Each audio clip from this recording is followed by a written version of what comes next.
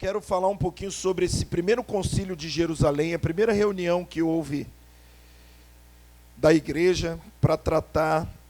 Depois desse, muitos outros concílios houveram, né? Houve muitos concílios, mas esse é um concílio que está aqui especificado na palavra de Deus. Amém? Então vamos ler versículo 13. Depois que eles se calaram, tomou Tiago a palavra e disse: irmãos, ouvi-me. Simão contou como primeiramente Deus visitou os gentios para tomar dentre eles um povo para o seu nome. E com isso concordam as palavras dos profetas, como está escrito.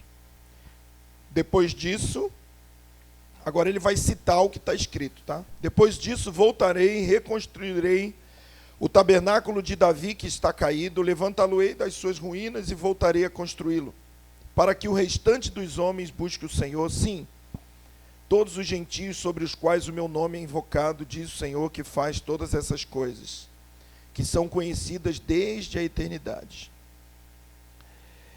Pelo que julgo que não se deve perturbar aqueles que dentre os gentios se convertem a Deus, mas escrever-lhes que rejeitem as contaminações dos ídolos, a prostituição, os animais estrangulados e o sangue. Vamos pular para o versículo 28. Pareceu bem ao Espírito Santo e a nós não vos impor mais julgo algum, senão essas coisas necessárias, que rejeiteis as coisas sacrificadas aos ídolos, o sangue, a carne de animais estrangulados e a prostituição. Fazei bem se vos guardardes dessas coisas, que tudo lhes vá bem. Agora vamos abrir nesse texto que Tiago cita, e nós precisamos entender que Tiago está falando para homens entendidos da palavra. Então, quando ele diz, assim como está escrito, ele não precisa citar o texto todo, porque as pessoas já conheciam o texto. É coisa que às vezes nós não conhecemos. Então há uma necessidade da gente ir no Antigo Testamento e descobrir qual é a escritura que Tiago está citando, né? Amós capítulo 9, versículo 11. Naquele dia tornarei a levantar a tenda de Davi que está caída, e repararei os seus lugares quebrados, restaurarei as suas ruínas, e a edificarei como nos dias da antiguidade, para que possua o restante de Edom, e todas as nações que são chamadas pelo meu nome, diz o Senhor que faz essas coisas. Vem dias, diz o Senhor, em que o que lavra alcançará o que colhe, e o que pisa as uvas ao que lança semente. Os montes destilarão vinho novo, e os outeiros se derreterão. Trarei de volta do exílio o meu povo Israel. Reedificarão as cidades assoladas, e nelas habitarão. Plantarão vinhas e beberão seu vinho, farão pomares e lhes comerão o seu fruto. Eu os plantarei na sua própria terra e não serão mais arrancados da terra que lhes dei, diz o Senhor, o teu Deus. Amém? Então, queridos, vamos falar um pouquinho sobre algo muito importante, né? No livro de Mateus, Evangelho de Mateus, capítulo 24, versículo 3, os discípulos chegam para Jesus e dizem assim para eles: Senhor, dá-nos um sinal de quando essas coisas vão acontecer. E o Senhor estava falando sobre a volta dele, né, sobre o período chamado Grande Tribulação, né, sobre tudo aquilo que a gente sabe que está profetizado praticamente, se não praticamente, mas em todos os profetas do Antigo Testamento. E o Senhor começa dizendo, do capítulo 3, do capítulo 24, versículo 3 até o versículo 32, o Senhor fala sobre o princípio das dores. Então ele vai falar sobre aquilo que a gente já está acostumado, né? Terremoto, etc. E no versículo 32 ele diz: mas olhai para a figueira, porque quando os seus ramos estão tenros, né, já está próximo o verão. Assim também, ele diz, não passará essa geração sem que todas essas coisas aconteçam. Amém, irmãos? Então Jesus dá uma dica ali sobre o tempo do fim, né?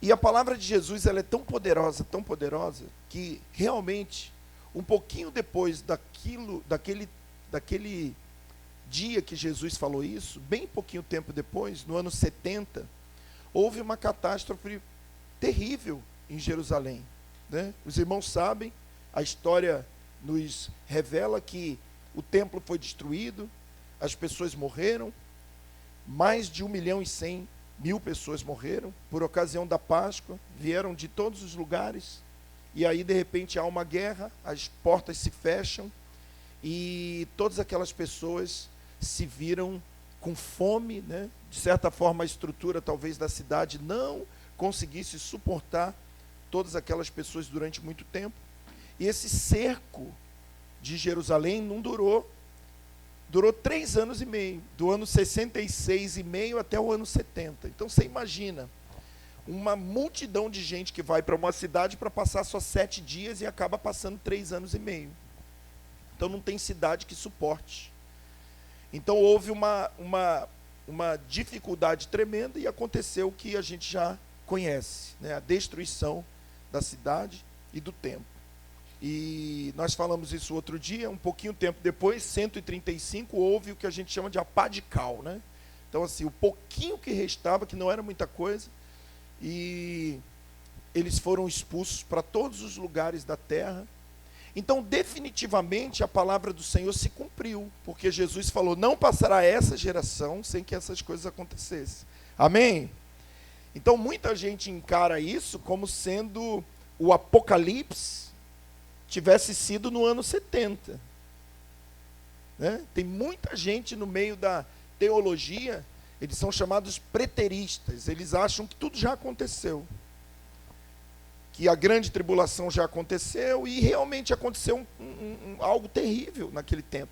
O problema é que por volta do ano 90, João escreve o Apocalipse depois do ano 70. E João vai falar de assuntos que vão acontecer nos últimos tempos. Então, a gente entende que isso joga por terra essa narrativa de que todo esse processo apocalíptico aconteceu no ano 70. Mas, de fato, tudo aquilo aconteceu naquela geração que ouvia. Mas Jesus também disse, quando a figueira florescer, vocês fiquem atentos, porque não passará essa geração. Então, a palavra de Jesus é maravilhosa. Ao mesmo tempo que ele estava falando dessa geração da qual ele vivia, ele também estava falando da geração da figueira. E nós sabemos que a figueira é um dos símbolos da nação de Israel. Querendo ou não acreditar, em 1948, muito pertinho aqui do que a gente está, 70 anos atrás, nós vimos a nação de Israel ressurgir de uma forma milagrosa. Você já sabe dessa história de cor quase, de tanto que a gente fala aqui. Por que nós estamos falando aqui? Porque os discípulos pediram um sinal. E nós cremos que o sinal, meu irmão, de que a igreja não será pega de surpresa nos últimos dias, nada mais, nada menos do que a nação de Israel. Mas, meu irmão, como é que você tem a coragem de dizer isso? Bem, quando você vai para o livro de Ruth, no capítulo 3, versículo 1, 2 e 3, e a gente sabe que Noemi é uma figura da nação de Israel, né? Uma vez amável, agora amarga, separada de Deus, mas que encontra em Ruth uma amizade improvável. Ruth é a igreja fiel. Amém, irmãos? Mas só que tem uma outra igreja também, né? Que é a órfã, que não pagou o preço que Ruth pagou. Então Ruth insistiu para atravessar o Jordão e se adequar à realidade da Noemi, da amarga Noemi, que já nem queria mais se chamar de Noemi, mas dizia, me chame de Mara.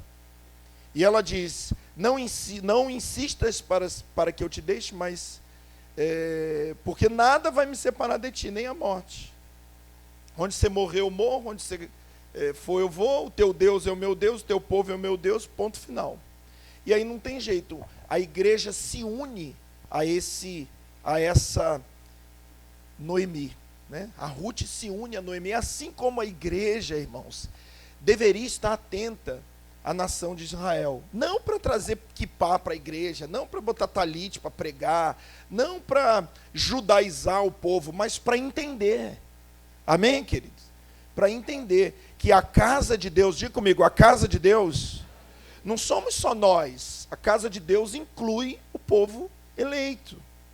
Isso está em Oséias, isso está em Jeremias, isso está em Amós, né? Quando você lê o contexto, você vai ver claramente que o Senhor endureceu uma parte do povo. Efésios vai dizer isso, uma parte do povo, perdão, Romanos vai dizer isso, uma parte do povo foi endurecida para que a plenitude dos gentios entre, e então todo Israel será salvo. Então, esse todo Israel não é o Israel físico que nós estamos vendo hoje. O todo Israel é toda a casa de Deus, da qual nós fazemos parte. Mas só nós? Não, eles também. Porque são israelitas? Não, Paulo diz, não é porque é israelita, é porque vão reconhecer o Senhor em algum momento. Amém? E alguns já estão reconhecendo. Se você pega, eu vou falar alguns versículos de cor aqui para não precisar abrir, mas está gravando aí, depois você lê de novo, vê de novo se tiver interesse. Zacarias 12:10 diz, derramarei do meu espírito sobre a casa de Davi, e olharão para quem transpassaram, e prantearão como quem chora pelo filho único. O mesmo capítulo, um pouquinho mais à frente, capítulo 13, versículo 6, se alguém perguntar que feridas são essas nas suas mãos, ele vai dizer, são as feridas com as quais fui ferido na casa dos meus amigos. Apocalipse 1:7 vai dizer o quê?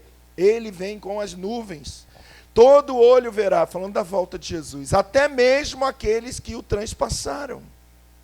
Amém, irmãos? Então, querido, é muito importante a gente entender isso.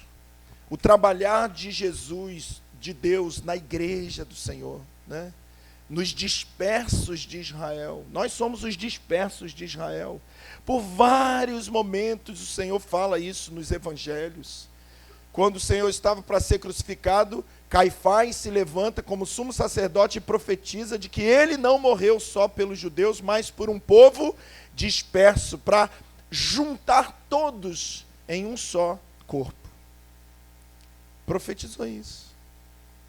Efésios 1:9, tudo vai ser convergido nele. Então, querido, que bom que você já é familiarizado com esse tipo de linguagem, né? E Romanos 9, 10 e 11 vai dizer isso. O endurecimento vem em parte até que nós entrássemos, e então todo esse Israel vai ser salvo. Aleluia! Então o Senhor vai ter o seu Israel. O seu Israel. Uma das coisas que eu ouvi e fiquei muito encantado, irmãos, é que a palavra Jerusalém na Bíblia é Yerushalayim, né? Yerushalayim. E você sabe que no hebraico esse sufixo im, alguém sabe do que significa? Plural. Por exemplo, Shamaim, céus. Elohim é o Deus, né, único, mas que se manifesta de forma plural, Pai, Filho e Espírito Santo. Então, por que Yerushalayim, uma cidade, teria um nome plural? Por quê? Porque só essa cidade tem a sua correspondente nos céus. A Jerusalém da terra e a Jerusalém do céu. Amém? Todas as outras cidades não podem ser plural, só podem ser singular. Por quê? Porque não tem uma representatividade celestial. Apocalipse 21 vai dizer que a Jerusalém que desce do céu. Hebreus capítulo 12, Gálatas capítulo 4, quantos textos falam da cidade dos céus, né? Glória a Deus, amém? Nós sabemos que nós, a igreja do Senhor, a esposa do Cordeiro, somos essa cidade. Muito mais do que o lugar onde nós vamos, essa cidade é a nossa identidade. Apocalipse 21, versículo 9, e veio um dos 7 anjos que tinha na sua mão uma das 7 taças e disse, vem, eu te mostrarei a cidade. E levou-me a um alto monte, a cidade, a esposa do Cordeiro, e me levou a um alto monte, e o que o anjo mostrou? Vai lá ver na Bíblia. Ele não mostrou o lugar onde a esposa vai morar, ele mostrou a esposa. Amém, querido? E me mostrou a cidade, a Nova Jerusalém. Isso é maravilhoso, que muito pouca gente entende isso. Tem muita gente envolvida na teologia que eu chamo de geográfica, né? Eles ainda dizem hoje, na Nova Aliança, alegrei-me quando me disseram, vamos à casa do Senhor. Óbvio, está lá escrito no Salmo, está escrito lá no Salmo. Só que agora nós não vamos mais à casa do Senhor, nós somos a casa do Senhor. Destrua esse templo, em 3 dias eu levanto de novo. E Deus não estava falando de um novo templo construído de pedra. Deus estava falando de nós, o seu corpo, pedras vivas, nas palavras de Pedro, 1 Pedro 2, versículo 4 e 5. Vós, porém, sois pedra viva, sacerdócio real. Amém, irmãos? Então a glória da igreja é um negócio tremendo, maravilhoso. Mas a igreja não pode achar que Deus esqueceu de Israel. Então eu estava falando de Ruth, e você conhece isso, não aprofundei muito, porque a gente já estudou muito isso. Em Ruth capítulo 3, versículo 1, 2 e 3, o que você vai ver? Você vai ver Noemi avisando a Ruth. Minha nora, não é a hora de eu achar para você um descanso. Você já deve ter lido isso lá. E diz assim, não é essa noite em que ele, o Boaz, vai descer a eira e vai limpar a eira com a sua pá? Amém? Então quem é que avisa Ruth a respeito dos tempos do Messias? Noemi. Lucas 3,17 vai dizer o quê? Ele tem na sua mão a pá para limpar a sua eira. Quando você bota o olho lá em Ruth capítulo 3, você precisa entender que o Senhor está revelando o Messias de Israel voltando para se casar com a sua esposa, que somos nós. Amém, querido? Isso é o poder da nova aliança na interpretação das figuras gloriosas do Antigo Testamento. Todas as coisas que foram escritas para aviso nosso, sombra, figura, para que apontassem para coisas eternas, celestiais, vindouras, né? Então, que bom se você entende isso, porque aí a Bíblia é muito mais do que um livro de história, é um livro de revelação. Amém? Então, o que está acontecendo aqui nesse concílio de Jerusalém? O que está acontecendo é exatamente o contrário do que hoje a gente entende. Hoje, quando você olha a igreja de Cristo, você não consegue inserir, ou nós não conseguimos inserir os judeus na igreja de Cristo. Essencialmente, a igreja de Cristo hoje é uma igreja gentia. Hoje nós temos, há muito pouco tempo atrás, ano de 1900 e pouco, começaram a surgir os primeiros judeus messiânicos. Mas, querido, preste atenção, durante quase 2000 anos, a igreja foi e se moveu essencialmente como uma igreja gentia, como uma igreja, só a parte estrangeira da igreja. Mas nesse concílio de Jerusalém, o que está acontecendo é o inverso. Aqui nós estamos vendo uma igreja essencialmente judaica, e Deus começa a salvar pessoas de outras nações. Então daqui a pouco eles estão com um problemão na mão. E o que a gente vai fazer com esse povo? Será que eles têm que se circuncidar? Será que eles têm que circuncidar o filho? Será que eles têm que guardar o sábado? Será que eles têm que participar das festas? Como é que a gente vai fazer? Então, parte da igreja judaica, amém, irmãos? O que a gente precisa entender? Que quando os judeus aceitaram o Senhor, eles não deixaram de ser judeu, e continuaram judeu. Tiraram o véu dos olhos, é verdade. Paulo diz assim, tudo que vocês hoje olham e estão olhando com Moisés, com o véu de Moisés, né? Com o véu do Antigo Testamento. Mas quando o Espírito Santo faz com que eles pudessem receber a revelação do Messias, eles continuam sendo judeus, eles não viraram crentes, irmãos. Eles não viraram evangélicos. Eles continuaram judeus com a revelação do Messias. Amém até aqui? Então começa a chegar homens e mulheres gentias na igreja. E aí surge esse concílio e alguém precisou se levantar, no caso Tiago aqui, para dizer, vamos botar ordem nessa bagunça aí, gente, porque nós não temos que fazer os gentios virar judeu. E aí o que ficou resolvido? Vamos fazer o seguinte, nós vamos só pedir para que eles se afastem da prostituição, da carne sufocada de sangue, e só essas coisas aí, pronto. Amém? E aí termina o concílio dizendo que vocês fiquem bem aí, do jeito que vocês estão. Amém? Então a gente vai ficar feliz. Então, quantos estão entendendo até aqui? Então, a partir daí, o que você tem? Você tem uma igreja, presta atenção, que tem judeus e gentios como um só corpo. Esse é o plano do Senhor. Sempre foi.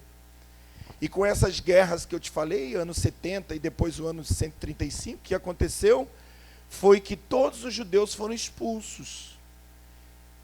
E aí começa o processo inverso. A igreja gentia começa a querer pregar para os judeus. Amém? Natural. Nós precisamos pregar para os judeus que Jesus é o Messias. Até aí tudo bem. Mas qual foi o erro da igreja nesses quase 2000 anos? É que eles não entenderam a lição desse concílio. Se esse concílio de Jerusalém chegou à conclusão de que gentio não precisava virar judeu, quando a igreja começa a pregar para os judeus, ela precisava entender que judeu não precisava virar o quê? Gentio. Então começou a acontecer, irmãos, o que a gente chama de antissemitismo. Porque homens cheios do Espírito Santo, preste atenção, homens cheios do Espírito Santo, homens que eram crentes de verdade, mas que não entendiam o que você está entendendo hoje. Então o que eles falaram? Vamos pregar Jesus para esse pessoal, porque esse pessoal tem que crer em Jesus. Mas quando eles viram que os judeus não se tornavam crentes como eles começaram a perseguir os judeus, a própria igreja. Então hoje, quando você começa a se relacionar com os judeus e vê que os judeus são aqueles meio arredios e eles não querem muito papo com a gente, não é fortuito isso, é porque há uma história de perseguição. E eu trouxe alguns exemplos aqui dessas perseguições, que a gente não vai poder ler tudo, senão gastaria muito tempo. Mas, para os 5 interessados que sempre me pedem, depois eu mando as fotos.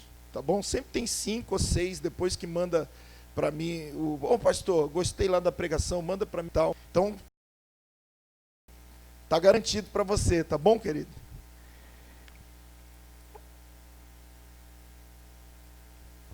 Então, o que começou a acontecer? A turma começou a querer converter os judeus. E aí, você já sabe, eles não vão converter do jeito que a gente conhece. Eu já contei para os irmãos uma experiência que eu tive em Israel em 2013. E depois ela se repetiu, ou se completou em 2017. Vou contar de novo aqui, porque para a saúde nossa. Em 2013 a gente conheceu um irmão, hoje ele é irmão, e ele é judeu, mas não cria no Messias. É um guia lá de Israel, não cria. Achava, o Messias ainda vai vir ainda. Porque o negócio do judeu é o seguinte, que ele está esperando o Messias até hoje. Eles não conseguem entender que o Messias já veio e já vai voltar pela segunda vez. Para eles, ele ainda vem na primeira ainda. E ele vendo a gente se mexendo lá com Jesus, do nosso jeito. E 4 anos depois, a gente encontra essa pessoa, e ele entra no ônibus e diz assim, eu acho que eu tenho uma surpresa que o Marcos vai gostar muito. E ele disse assim, depois de muito estudo e de muita análise do Antigo Testamento, porque não adianta você pregar Jesus para o judeu usando o Novo Testamento. Não adianta. É a mesma coisa que o budista pegar para você com o livro do Buda. Você vai falar, fecha esse livro. Entende? Se você vai pregar para um judeu, você tem que usar o Antigo Testamento. Por isso que há um segredo, achar Cristo no Antigo Testamento. E a gente está estudando isso, Lucas 24, 27, 2 discípulos no caminho de Emaús, Jesus vai pregando o que dele se havia escrito em toda a lei e os profetas. As pregações de Atos dos Apóstolos, né? Eu já falei isso aqui, mas vou falar de novo, para gravar. Não adianta, no início da igreja, não começava um culto dizendo assim, vamos abrir em Apocalipse, gente. Não, eles não tinham esses livros. Né? Na época de Mateus, ele não falava assim, gente, como está aqui escrito em Mateus? Não. Esses livros foram escritos muito tempo depois. Então, qual era o livro que eles tinham? O Antigo Testamento. Agora, pega aí o desafio. Chegar para um crente hoje, dar para ele o Antigo Testamento e falar assim, prega o Evangelho. Eu não vou criticar, mas eu acho que 90% vai ficar com a bomba na mão, não vai saber o que falar.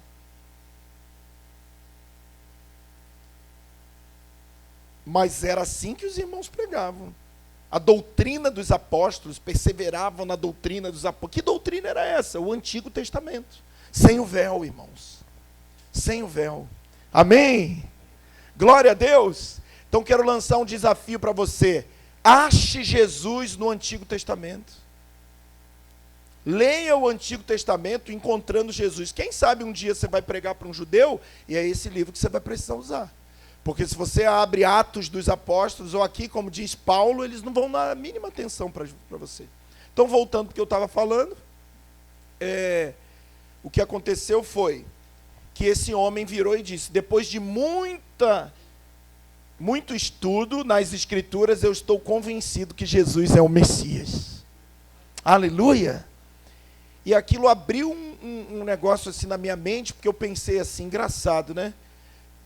A forma com que eles aceitam o Senhor é muito diferente da nossa.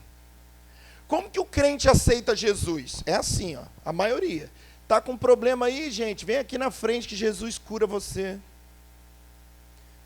Você que está passando mal, que está faltando paz, Ele é o príncipe da paz, etc. Tudo verdade. Mas a pregação correta deveria ser, meu irmão, Ele é o Cristo, o Messias. Ele é o descendente prometido que Deus falou lá em Gênesis 3,15. Ele é o Cordeiro, Jeová Jirê. Essa palavra Jeová Jirê é Deus proverá, amém, irmão? Sabe onde que surgiu isso? Quando Deus ia prover o Cordeiro no lugar do Isaac. Ó, presta atenção para você ver o tamanho da balbúrdia que muitos de nós fazemos hoje em dia. Então vou falar de novo, hein? Jeová Jirê é Deus proverá. Aleluia, amém, querido? Como surgiu isso? Pai, a lenha está aqui, o altar está aqui, mas e o cordeiro? Deus, pronto, Jeová Jirê.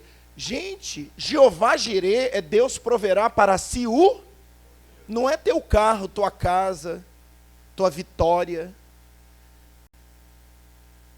Está entendendo? Hoje os evangélicos, alguns, Jeová Jirê, Deus proverá, irmão, Deus proverá. O judeu olha e fala assim, disso aí eu não tenho ciúme, não. Porque a Bíblia não diz que eles sentirão ciúme e serão atraídos pelo ciúme que a igreja causará neles. Mas, irmão, preste atenção, disso eles não têm ciúme, disso eles têm ojeriza. Então você vê o tamanho do trabalho que a gente tem em ressignificar essa questão de aceitar a Jesus. Né? Nós não aceitamos Jesus por uma necessidade. Nós o aceitamos como o Messias prometido. Amém, querido? Tu és o Cristo, o Filho do Deus vivo. Quem dizem os homens que eu sou? Uns dizem isso, outros... E tu? Tu és o Cristo, o Filho do Deus vivo. Jesus falou sobre essa declaração, sobre essa pedra, que não é Pedro, é essa declaração. Eu edificarei a minha igreja. Estamos em tempos de fundamentação em Cristo. A igreja que vai experimentar essa bomba, chame de avivamento, chame do que quiser, mas essa volta às origens puras é uma igreja fundamentada em Cristo. Você pode dizer amém para isso, irmãos? E ele disse, eu reconheço que Jesus é o Messias. E eu disse, que maravilha. Mas aquilo me ensinou tanto, sabe? A partir daí, foi natural ele querer se encontrar com algumas pessoas que também tinham essa mesma fé, para que eles pudessem estudar mais sobre isso. Mas você entende? Ele não reconheceu que Jesus é o Messias por causa de uma necessidade. Ele reconheceu que Jesus é o Messias por causa de uma promessa dada. Amém, irmãos? E é óbvio que Jesus é aquele que supre as nossas necessidades. Quantos cegos Jesus curou? Tem um texto na Bíblia que diz assim, irmão, fica atento.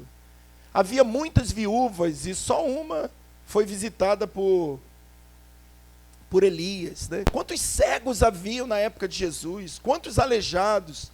E ele cura ali alguns, não curam todos, né? Para quê? Porque quando ele estava curando um cego, ele não estava dizendo, eu vim para curar cego, ele estava dizendo, eu sou a luz do mundo. Por isso que o Evangelho de João chama os milagres de Jesus de sinais. São sinais. Irmão, nós precisamos ficar atentos aos sinais. Amém?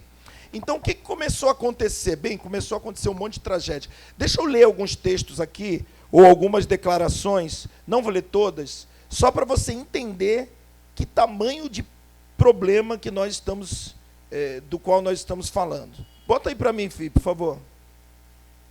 Se quiser apagar a luzinha, pode apagar, tá? Vou ler muito rápido aqui, tá, irmãos? Então, nós estamos no ano 130, até o 202 ali, tem um camarada chamado Irineu de Leon, e era tudo crente, irmão. Não é gente mais ou menos, é gente crente. Por exemplo, esse Irineu aí, ele era da cidade de Esmirna, atual Turquia, um bispo grego, discípulo de Policarpo de Esmirna, que por suas vezes foi discípulo de João. Não estamos falando de um cara mais ou menos, não, estamos falando de um cara top. Sabe o que ele disse a respeito dos judeus? Devemos limpar a igreja de todo elemento judaico. 130, pula aí mais uma.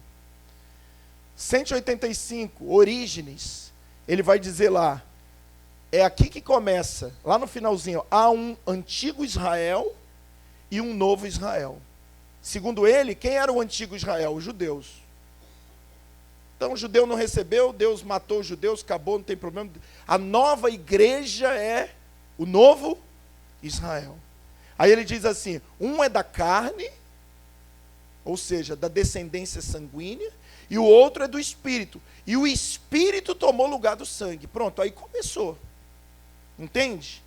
E olha o ano que nós estamos falando, 185, irmãos, Jesus tinha acabado de morrer, gente. A gente estava 100 e pouquinho anos do... É provável que nessa época aí alguém se lembrasse dos apóstolos. Não vivo, mas meu avô falava do Paulo lá, gente. Viveu com Paulo, né? Não é igual a gente que está tipo 2000 anos depois, era gente muito fresquinho. Você vê que em pouquinho tempo a gente já se desvia. Né? E aí continua, 340, Ambrósio, né? Bom nome para você botar no seu filho aí, está grávida, Ambrósio, é um nome maravilhoso. Então bota aí o Ambrósio, né? O que o Ambrósio falou? Não é suficiente se separar dos judeus, mas como igreja a gente deve exercer juízo sobre eles. Quanto maior o sofrimento que eles tiverem, mais eles estarão abertos para o Evangelho. Ele mesmo, irmão, incendiou casas e sinagogas. Cara crente. Amém? Pula mais um, filho. João Crisóstomo. Crisóstomo quer dizer boca de ouro. É um dos caras considerados como um dos maiores pregadores que já pisou na terra. Aqueles caras que abrem a boca e todo mundo se converte. Para você ver o apelido dele, né? Boca de ouro. Arcebispo lá de Antioquia, pregador excepcional, alguns dizem que é o maior pregador da história. Sabe o que ele disse? Evite contato para que não sejam infectados com a doença judaica. Pula mais um. Agostinho, todo mundo fala Santo Agostinho, uma bênção, irmão. Gente boa demais. Não estou falando sério, não tô ironizando. nós não estamos falando de gente que não era crente. Estamos falando de gente que alguns deles foram torturados, morreram como mártires, mas estavam cegos. Por quê? Se você me pergunta por quê, porque Deus também cegou eles. E se você está ouvindo aqui isso agora, é porque Deus está despertando agora, nesse último tempo, o que Ele quer que a igreja entenda. Então é sinal de que Jesus está voltando. Então sabe o que ele diz? Olha, ele que desenvolveu, né, com a igreja, o Império Romano começou a ruir, ainda não tinha ruído, vai ruir só em 476, e aí o Império Romano começa a dar sinais de fraqueza, e ele institui o conceito de igreja católica como a cidade de Deus, né? Você tem que lembrar que igreja católica não é o que hoje a gente, igreja católica e tal, não, católico quer dizer universal, só tinha católico, até 1517 só existia católico. Católico quer dizer igreja universal, né? Não é a universal daqui não, a igreja católica é universal, tá bom? Depois tem a reforma e você vai ter o católico e o protestante, estude sobre isso. E aí o que ele diz dos judeus? Não é permitido matar os judeus. Deus precisa mantê-los vivos para usá-los como exemplos negativos do juízo divino, de quem abandona Deus. Então, ainda que não matassem os judeus, os cristãos eram autorizados a perseguir o judeu. Pula mais um aí, filho. Aí você vai ter um concílio de Calcedônia. Você lembra que eu falei? Começamos a pregação aqui falando de um concílio. Então, esses concílios, eles continuaram ao longo do tempo. E no concílio de Calcedônia se define que se um homem casa com uma mulher judia, ele pode jogar ela fora. Pode divorciar, casar com outra mulher tranquilamente, não é pecado. Judeus não podem mais ter contatos com cristãos. E as autoridades podem tirar os filhos judeus de casais judeus para serem criados por homens e mulheres católicos e crentes. Então você imagina a confusão que teve 400 e pouquinho anos depois. Continua, é muita coisa. Concílio de Nicéia.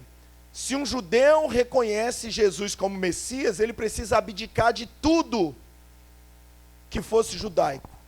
Corta contato com a família, nega a sua herança, não pode mais circuncidar, não pode mais ter hábito judaico, sábado, comer carne proibição de comer carne de porco, tudo isso é besteira. Se você aceita Jesus como Messias, você tem que ser igual a gente, evangélico. Ou na época, crente. Então você vê, eles nunca tiveram essa compreensão da igreja, né? Isso vai gerando o quê? Vai gerando uma animosidade, uma inimizade. Por isso que Paulo vai dizer que em Cristo a barreira de inimizade que existia é quebrada. E esse concílio vai ser a base da Inquisição. Depois, o que foi a Inquisição?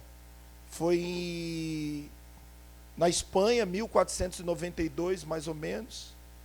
E aí o povo era obrigado a se converter, sabia? O judeu, você só vai ficar aqui se você se converter.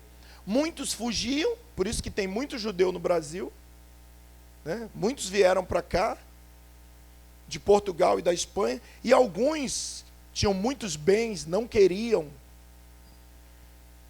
perder isso. O que eles faziam? Eles se convertiam assim, mais ou menos, sabe? Eu aceito Jesus. Mas em casa eles continuavam praticando. E aí se cria um tribunal para olhar eles em casa. Na Inquisição, esse pessoal tinha um apelido, eles chamavam marranos. Sabe o que quer dizer? Porcos. A igreja chamava os judeus de porcos. Então, continua um pouquinho mais. Cruzadas, né? Vai para Jerusalém para tomar Jerusalém dos muçulmanos e acaba matando um monte de judeu, tudo que é judeu que estava pela frente morria também. 1290, esse foi um negócio fantástico, né? Os judeus emprestavam, sempre foram muito prósperos, emprestavam muito dinheiro para as nações. Então a coroa a coroa britânica devia muito dinheiro. Então, como é que a gente faz para pagar esse pessoal? Não, nós vamos fazer o seguinte, não dá para pagar. O que a gente vai fazer? A gente vai mandar eles embora e aí a dívida vai junto. Então, o que a Inglaterra fez?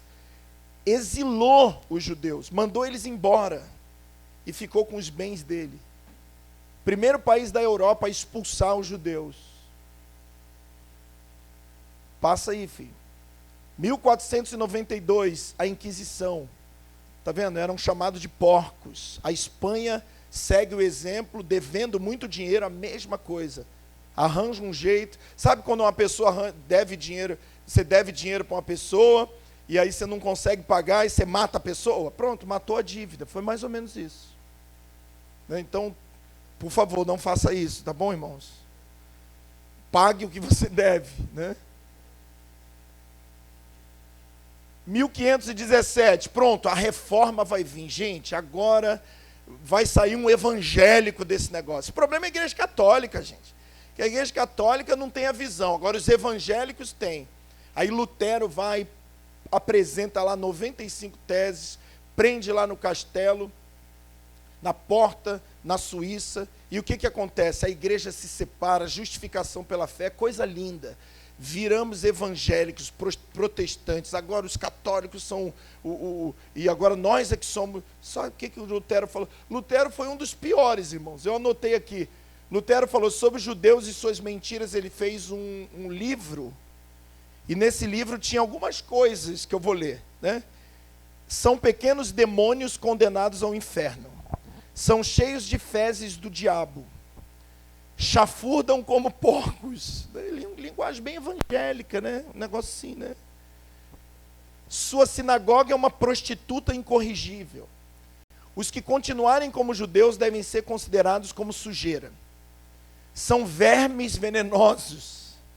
Suas sinagogas e suas escolas devem ser incendiadas, seus livros de oração devem ser destruídos e não devem ser tratados com nenhuma clemência ou bondade. E por último, pasme você, temos culpa em não matá-los. Então olha para mim, você acha que o judeu, nós estamos no ano 1517, você acha que o judeu olha para nós cristãos e fala assim, seja bem-vindo, querido, estava aguardando você chegar. O que você acha que o judeu nota quando a gente fala, eu sou de Jesus? Ele já fica assim, esse aí vai querer me matar também. Então, muitos de nós não conhecemos essa história. Por isso que eu falei que hoje o culto ia parecer meio com uma aula de história, já tem 2 ou 3 dormindo aí, mas é assim mesmo, né? A gente dormia quando era na escola, né? Ainda mais quando estudava à noite, então fica tranquilo, irmão. Você vê alguém dormindo do seu lado, não faz barulho não, deixa ele dormir aí, tranquilo, né? Até para dar um aleluia, você dá baixinho, né? Para não acordar. Né? Vamos ficar em paz aí, querido. Vamos ficar em paz. Hoje, infelizmente, não tem envelope caindo, chave dourada descendo, né? Então, para quem é mais assim, né? Não é tão pentecostal assim. Vamos lá. Então, o 680. Aí, esse ano é lindo, porque começa. Olha aí, querido. Eu anotei aqui. O renascimento tímido do judaísmo messiânico. Olha quanto tempo que demorou para o judeu ter coragem de aceitar Jesus. Irmãos, se a igreja tivesse entendido, quantos judeus já não teriam aceitado Jesus antes? Mas quando aceitava, tinha que empurrar o crentez para eles. Então, se não virasse crente, ia morrer. Olha quanto tempo demorou. E aí, sabe como esses homens aceitaram Jesus? Não foi com ninguém pregando. O Espírito Santo falou com 4 homens, rabinos.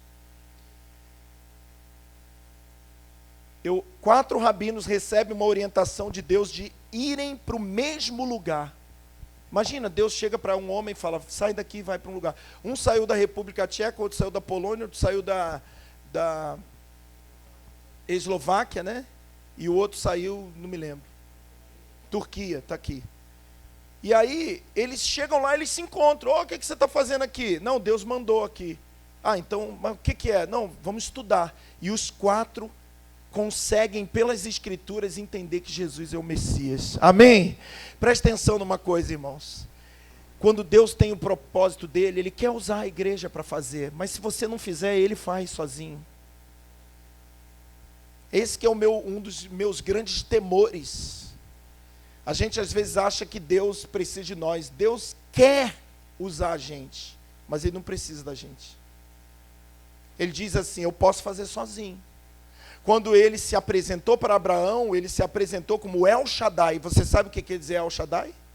Todo poderoso. Então, Abraão, quero ser seu amigo, mas nunca se esqueça, eu sou todo poderoso. Eu só estou chamando você para andar comigo porque eu quero a sua companhia, não é que eu precise de alguma coisa de você. Então Deus deu o jeito dele e fez com que esses homens pudessem enxergar essa realidade, mas muito tímido. E aqui começa um problemão para eles. Por quê? Porque agora eles não conseguem nem ser recebidos pela igreja e nem pelos judeus. Porque um judeu messiânico é tido como um louco, como um traidor. O judeu diz que o judeu messiânico é pior do que quem matou no holocausto. Para você ter uma ideia, alguns chegam a esse ponto. Vocês são piores do que o nazista. Aí você diz, mas como alguém pode ser pior que o nazista? Porque eles mataram o nosso corpo e vocês querem matar a nossa alma. Então você vê que a vida do judeu messiânico não é fácil. 1800, Deus começa a tocar a vida da igreja. E alguns protestantes começam a ser despertados pelo futuro Estado de Israel, e eles começam a entender, preste atenção, pelas Escrituras, que não se pode falar da volta de Jesus sem que os judeus estejam dentro. Jesus disse, irmãos, vocês não me verão mais, até aquele dia em que diga, Baruch Rabá Beshem Adonai. Bendito aquele que vem em nome do Senhor. Coisa simples que você vê na Bíblia, mas que por anos, quase 2000 anos, cegou a igreja. E esses homens começam a entender, se nós não entendermos a necessidade de inserirmos os judeus nessa missão, né, ou nesse contexto, não adianta, que a gente nunca vai ter a revelação da volta do Messias. Por quê? Porque os judeus são um sinal. Amém? Continua. E aí, 1881, começa timidamente a volta dos judeus oriundos da Europa Oriental para a Palestina, né? Porque a Rússia começou, você já deve ter ouvido falar de pogrom, né? A Rússia começou muito antes da guerra acontecer, Primeira e Segunda Guerra, já havia muita perseguição. Então eles começam a entender que eles não eram bem-vindos nas nações e começam a voltar para a Palestina. Porque Deus é assim, irmãos, quando você tem que ir para o propósito, Ele faz com que o lugar que você está não fique tão confortável. Amém? Abrindo um parênteses aí para nós, se o lugar que você está não está confortável, não ache que talvez Deus esteja fazendo esse lugar ficar desconfortável para poder te tirar desse lugar e te levar para onde você tem que ir. Foi isso que aconteceu com eles. Passa mais um. E aí, muita gente, né, morreu nisso aí. E, enfim, passa rápido também para não demorar muito. Aí as pessoas começaram a entender que precisavam voltar para a Palestina, né? 1897 começa a causa sionista, depois vocês leem aí com calma. Eles começam a entender que, olha, quer saber de uma coisa? A gente tem que voltar para casa. Amém, irmãos? Quase 2000 anos, eles tentando ser felizes em tudo que é lugar, mas aí começam as perseguições, e eles dizem, só vai ter um lugar que a gente vai conseguir ficar bem, é na nossa casa. Amém, irmãos? Você está entendendo o que eu estou falando aqui hoje? Isso não é uma aula de geografia não, querido. Eu estou dizendo para você que assim como o céu fala, a terra também está falando. Assim como o Senhor vai ter a igreja dele, corpos de glória, sacerdotes de Deus, também haverá no reino um povo terreno, governando toda essa terra. E Deus vai poder ser o Deus do céu e da terra. o governo do céu e da terra. Como diz Isaías 24, do 21 ao 23, abalarei os governos do céu e da terra. Então Deus vai colocar esses governos novos, né, no céu e na terra. Então, durante muito tempo a igreja pensa só no céu, mas e a terra? Né? Céus e terra. Então, nós estamos vendo, os nossos olhos, irmãos, os teus olhos estão vendo isso. Amém? Os teus olhos estão vendo um despertar mundial para que esse povo cumpra o que a gente leu no começo do culto em Amós capítulo 9. Farei voltar o meu povo à terra de Israel. Amém? Então esse homem chamado Theodor Herzl, ele presencia um julgamento injusto, aonde um judeu é condenado, muitas provas falsas, e ele, como advogado, ele olha e diz assim, quer saber? Não tem jeito. Eu creio que só o fato da gente ser judeu, a gente já é culpado. Então não adianta, a gente não vai ter paz em lugar nenhum. E começa esse movimento de volta, né? Só para título de curiosidade, eles pensaram qual lugar que a gente vai botar esse povo. Pensaram em Uganda, na Patagônia, Chipre, no Congo e na Palestina. E aí finalmente alguém disse, não, vamos voltar para a Palestina. Amém? E Deus estava começando a cumprir essa palavra que nós estamos lendo.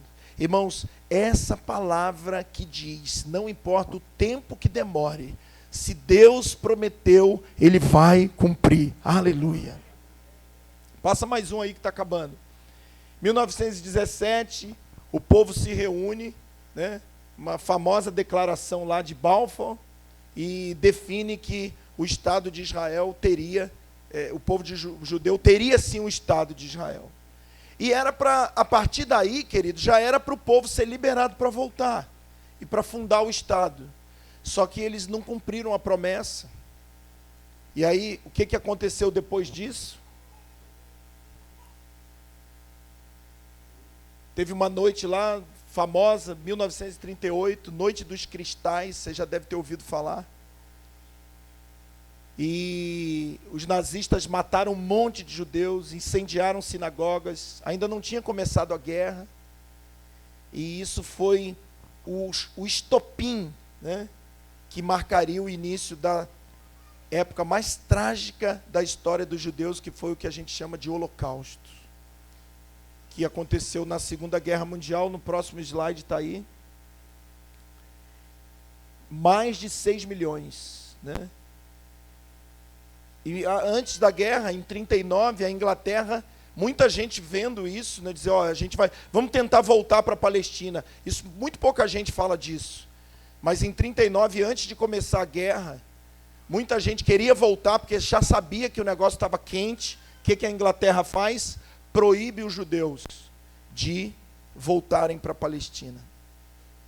E eles tiveram que ficar onde estavam. Se eles não tivessem, meu irmão, proibido, será que 6 milhões de judeus teriam morrido? Entre eles 1,5 milhão de crianças inocentes. Próximo slide, vai estourar a guerra, você conhece, Holocausto, 6 milhões. Se você quer saber onde está o Holocausto, Ezequiel 37, vale de ossos secos, acabou, fomos exterminados, não há esperança para nós. E aí continua, 48, a ONU aprova e eles voltam para Israel. Então, vamos parar por aqui. Só mais um. 67, a Guerra dos 6 Dias, e eles, que já tinham voltado para Israel, reconquistam Jerusalém, dentre outros lugares importantes. Amém? Pode acender aí, que eu quero terminar agora para...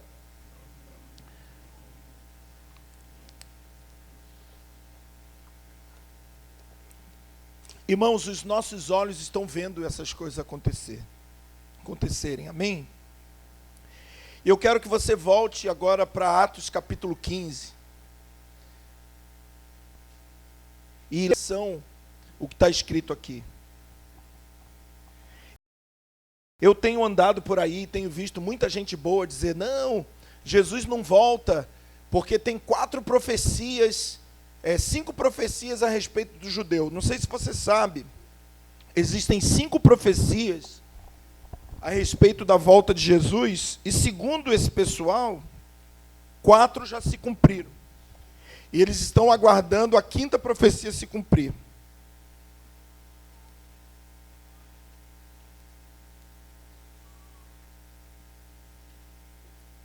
O judeu vai voltar para a sua terra, vai reconstruir, né? E ele diz que a 5ª profecia é que os judeus vão reconhecer Jesus como Messias. E muita gente encara isso como todo o Israel vai reconhecer Jesus como Messias. Mas eu quero te perguntar uma coisa, será que todo Israel vai reconhecer Jesus como Messias antes da volta de Jesus? O que a Bíblia diz a respeito? É verdade, a Bíblia diz que a igreja precisa dessa parte judaica para ficar completa. Mas muita gente boa pregando e dizendo que, não, Jesus não volta até que todo Israel, porque eles olham para aquele Romanos 11 e eles veem lá, todo Israel será salvo. Mas eles não entendem que todo Israel somos nós juntos. Vocês estão entendendo ou não? Então eles acham que todo Israel será salvo, e ele diz, Jesus não volta agora, porque faz muito... Só que o que a gente leu aqui em Atos capítulo 15, versículo 14? Vamos...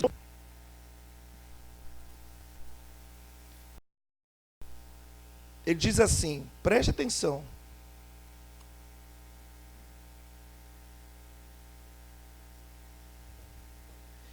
Simão contou como primeiramente Deus visitou os gentios para tomar dentre eles um povo para o seu... Quem é esse povo, irmãos? Somos nós. Agora, olha o que diz o versículo 15. Com isso, concordam as palavras dos profetas, como está escrito. Agora, preste atenção no 16. Depois disso, qual é a palavra que está aí? Voltarei. Então, o Senhor só vai restaurar o tabernáculo de Davi que está caído quando ele voltar.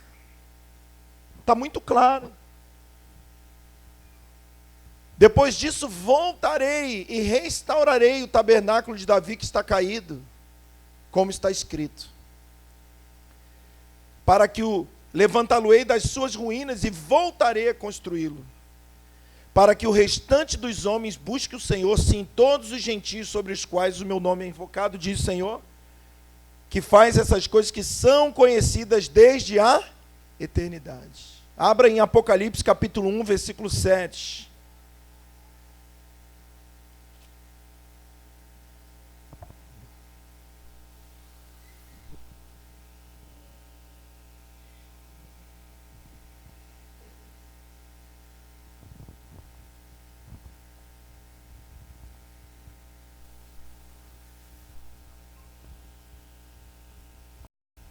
Vede, ele vem com as nuvens. Todo olho até mesmo os que Quem é que transpassou Jesus? Então o Senhor está dizendo que eles só vão reconhecê-lo na segunda vinda. É verdade que alguns já reconhecem ele, os judeus messiânicos, mas uma minoria. A grande maioria dos judeus vai reconhecer na segunda vinda. Amém? Então, o que muitos estudiosos, queridos, não é gente fraquinha, não, é erudito, é gente inteligentíssima. Eles dizem, já tem 5 profecias sobre a volta de Jesus. Eu não sei se você sabe, eu vou ler aqui para você. Os judeus terão o seu estado independente, Isaías 66, 8. Voltarão para casa dos 4 cantos da terra, Isaías 43, 5 e 6. A terra ainda se transformará num jardim verde, Isaías 41, versículo 18 e 20. Jerusalém será livre do domínio dos gentios, Zacarias 1, 17, 2, 4 e 5 e Lucas 21, 24. E eles dizem, só falta uma, presta atenção, só falta uma profecia para Jesus voltar. Sabe qual é a 5ª profecia que eles dizem? Deus derramará o Espírito Santo sobre os judeus e eles vão reconhecer. E eu preciso discordar disso. Por quê? Porque sim, o Espírito Santo vai ser derramado sobre os judeus. E todos, sem exceção, vão reconhecer o Senhor. Mas quando ele voltar. Zacarias capítulo 12, versículo 10. Abra sua Bíblia.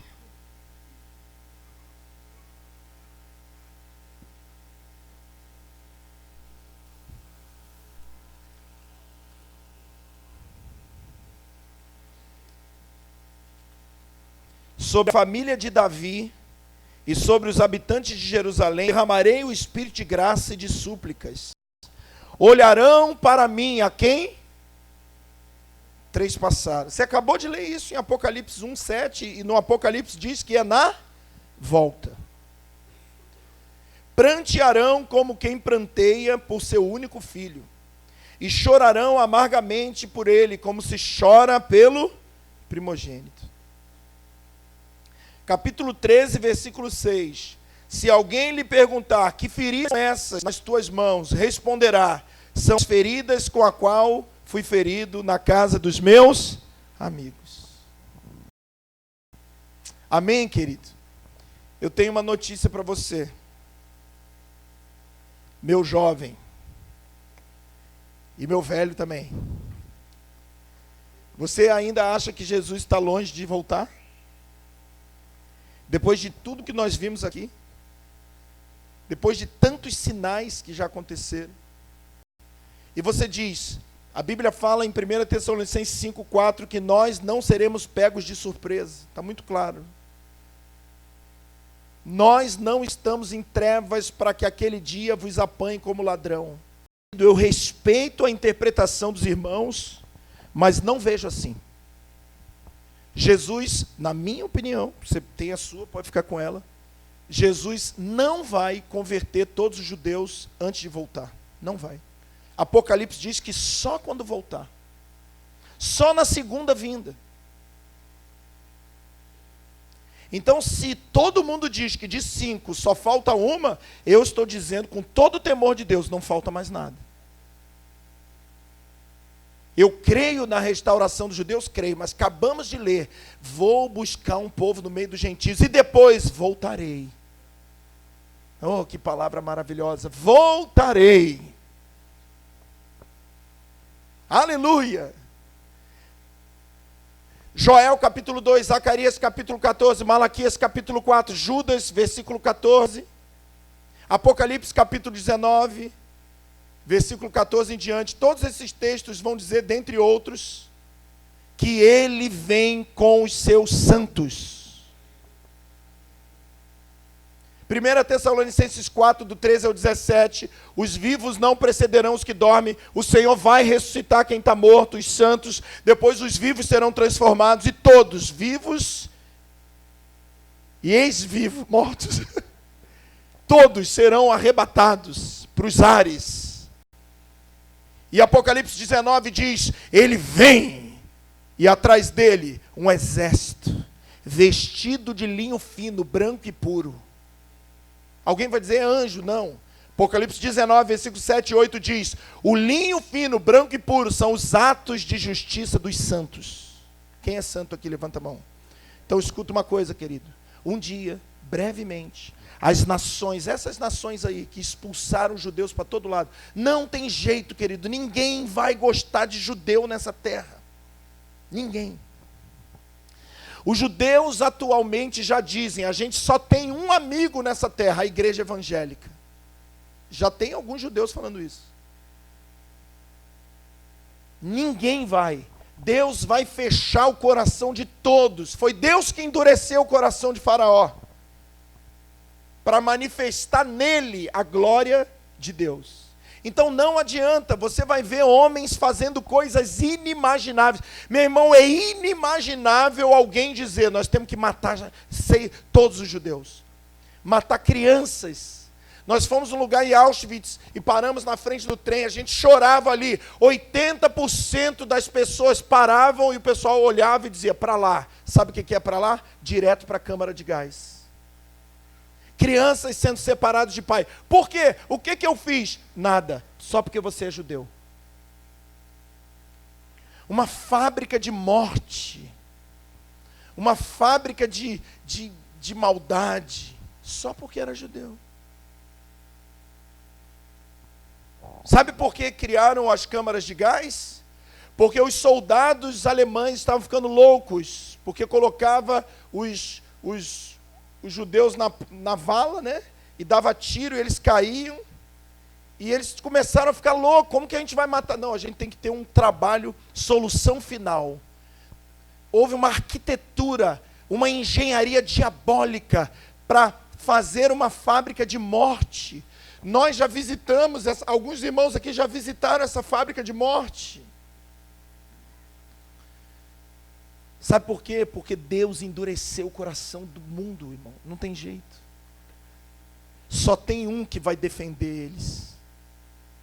Aquele que eles mesmos transpassaram. Quem salvou os filhos de Israel da fome? Aquele mesmo José que havia sido traído anteriormente. E eles falaram, se eu aparecer em José, não sabiam nem que José...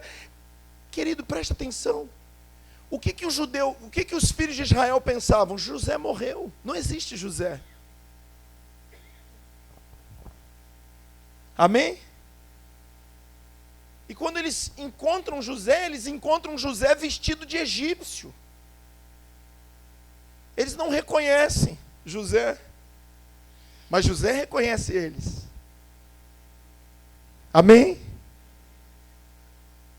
E tem uma hora que José tira a máscara de egípcio. E eu gosto de falar isso porque quando o judeu olha para o Jesus lourinho de olho verde, ele fala, isso aí é europeu. Isso não é judeu nem aqui nem na China. Essa é a máscara egípcia do judeu. Mas um dia, meu irmão, ele vai tirar e vai dizer, sou eu.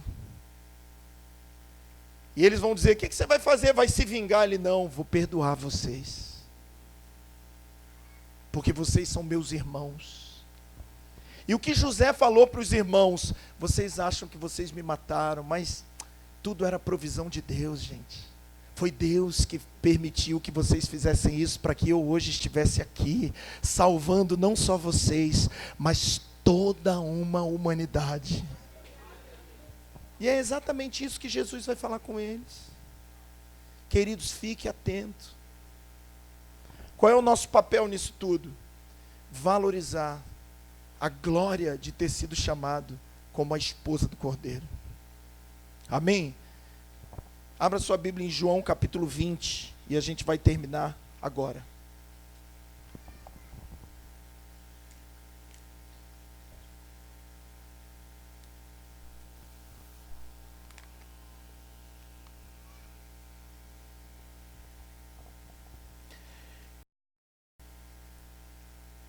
Aleluia.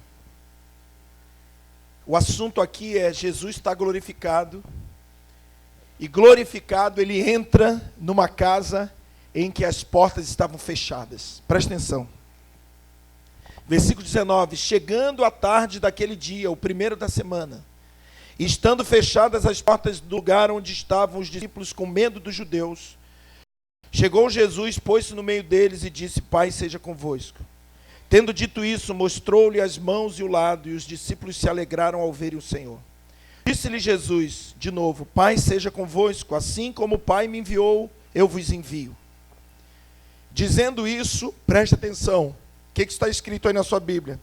Soprou-lhe sobre eles o seu Espírito, e disse, recebei o Espírito Santo.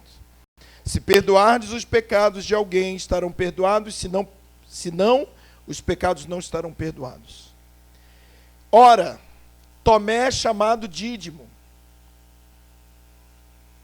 Queridos, quantos discípulos estavam presentes nessa reunião? Quantos dos apóstolos estavam presentes nessa reunião? 10. Você sabe por que 10? Porque Judas já tinha se enforcado. E Tomé foi para o shopping. Eu fico pensando, o que Tomé estava fazendo de tão importante, que perdeu a visitação? Querido, mas não estava aqui, você sabe que Tomé não estava. E o que você viu aqui? Você viu Jesus, presta atenção, soprar o Espírito Santo sobre 10, amém ou não? Continua olhando para a sua Bíblia. Tomé é chamado Dídimo, não sei se você sabe, Dídimo quer dizer gêmeo. E aí você já tem uma revelação, gêmeos são 2. Então 10 com 2 vai dar 12, amém? E 12 são as tribos de Israel, é o Israel unificado, aleluia. É a promessa sendo cumprida, ainda falta o ausente. Querido, há 2000 anos, o Senhor veio, e os judeus não o compreenderam. Jerusalém, Jerusalém, vocês não compreenderam o tempo da minha visitação. Estavam ausentes. E quando o Senhor derrama o Espírito no Pentecostes, você vai ver toda a nação recebendo? Não, você vai ver poucos recebendo, 120. E aqueles 120 pregam para uma multidão, 3.000 almas se convertem, e um pouquinho depois essas 3.000 vira 5.000, e pronto, foi o máximo de número da igreja que teve, 5.000 pessoas. E já, rapidinho, você viu 70, 135, espalhou todo mundo. O que aconteceu com a nação de Israel? Perdeu a visitação. Amém? Querido, cuidado. Já teve gente que perdeu a visitação do Senhor. E não foi por falta de aviso, havia profetas falando, ele vem. Aliás, ele mesmo veio dizendo que era, e eles perderam a visitação. Então esse negócio de perder visitação não é novo. E a Bíblia vai dizer que Tomé também perdeu essa visitação. Um dos 12, está vendo, querido, como 12 está aí na Bíblia? Um dos 12, na minha está até em maiúsculo, porque está dizendo aqui, ó, é a casa completa. Só que aqui você só está vendo uma história, mas João fala que tudo que ele escreve são sinais. Não é à toa que esse evangelista aqui que botava o coração, a cabecinha no coração de Jesus, escreveu o Apocalipse, porque ele ouviu coisa que ninguém nessa terra ouviu. O coração de Jesus. Não estava com eles quando apareceu Jesus. Preste atenção, quero te fazer pensar nessa noite. Alguns de vocês já ouviram falar disso. E disseram, então vamos aos outros discípulos. Vimos o Senhor. Mas ele respondeu. E aí o que você está vendo? Você está vendo os 10 discípulos pregando para Tomé. Não é isso? E qual é a mensagem? Olha, a gente viu o Senhor. Ele ressuscitou. Aleluia. Ele está vivo. É o Cristo, é o Messias. E você está vendo a igreja pregando para os judeus. Mas você sabe o que o Tomé diz? O Tomé diz assim, se eu não vir o sinal nas suas mãos, e não puser ali o dedo, e não puser a mão no seu lado, de maneira nenhuma crerei. Tomé se fecha e diz, eu só vou crer se eu ver. 8 dias depois, estavam de novo os discípulos dentro da casa e parece que Tomé já está ali. E quando Jesus chega, ele diz, Pai seja convosco. E então Jesus vai direto para o Tomé, no versículo 27, diz, põe aqui, Tomé, o teu dedo e vê as minhas mãos, estende a tua mão e coloca no meu lado, não sejas incrédulo, mas crente. Disse-lhe Tomé, Senhor Deus e Rei meu. Pá, no chão. Então Jesus lhe disse, porque me viste e creste, mas bem-aventurado, presta atenção, é os que não viram e creram. Amém? Sabe o que Jesus está dizendo aqui, meu irmão? que Tomé é bem-aventurado. Ó, Tomé, muito bom, você creu, mas tem uma parte que é mais bem-aventurada que você, Tomé. É aquele que não precisou tocar no lado, nem na mão. Agora me pergunta uma coisa, você vê Jesus soprando o Espírito no Tomé aqui na segunda vinda? Então a gente tem um problema, né? Você tem 10 discípulos que têm o Espírito e Tomé não tem. E é exatamente isso que vai acontecer quando o Senhor voltar. E eles vão perguntar: que feridas são essas nas suas mãos? E ele vai dizer: toca aqui. Foi aqui eu fui ferido na casa dos meus amigos. O Senhor vai trazer os judeus de volta, mas a glória da igreja, querido, ah, meu Deus, se você soubesse, é muito maior. Fique de pé, em nome de Jesus, vamos orar.